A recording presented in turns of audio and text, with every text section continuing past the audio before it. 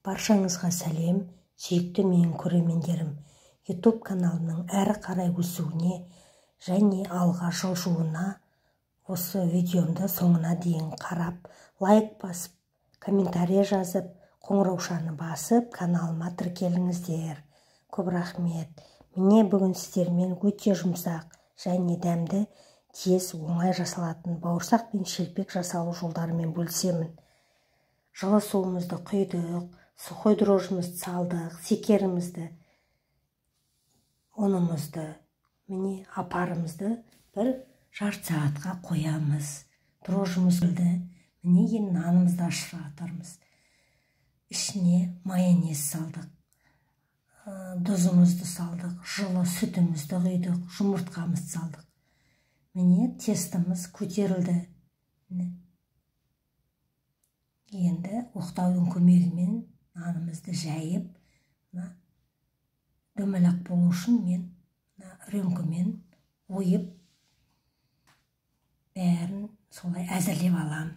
Міне рөмкенің көмегімен жақсылап дөңгелек болып шықсын деп, сол рөмкемен ойдым. Міне осылай қоямыз. Енді әбден жасап болғаннан кейін бетін жауамыз. Енді шелпегімді пісіріп жатырмын, майымыз қайнап жатыр. Міне жаңағы рөмкемен ойдық қой, соның жан-жағынан тестілер қалды ғой. Соны міне кішкентай бауырсақ жасап жатырмын. Оны да қазір көресіздер. Оны да пісіріп аламыз. Міне бауырсағымызды, майымыз қайнады, бауырсағымыз пісіп жатыр. Міне керемет көтерілген, өте күшті көтерілген пончик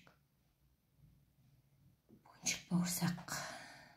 Міне қыздар, осы мен рецептіме қарап пісіріңіздер. Бауырсағымыз пісті. Енді шелпегімізді бетіне сұйық май, шемек майды құйсаңыздар көтеріле береді.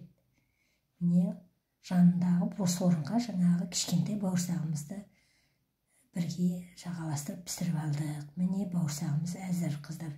Шелпегіміз әзір.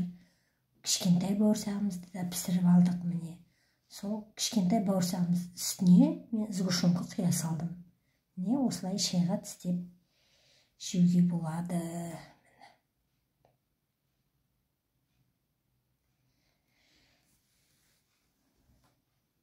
Менің видеомен тума туысқандарыңызбен, достарыңызбен бөлісуге болады.